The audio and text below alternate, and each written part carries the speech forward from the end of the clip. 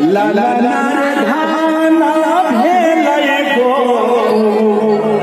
लागे भागे श्री कृष्ण जी जनमा लेलन रे। बोले नंद बाबा की जय। ललना धाना भेलै गो लागे भागे श्री कृष्ण जी जनमा लेलन रे। धन धान पावा डाके धान ही शोभाया रे। धन धान पावा डाके धान ही शोभाया रे।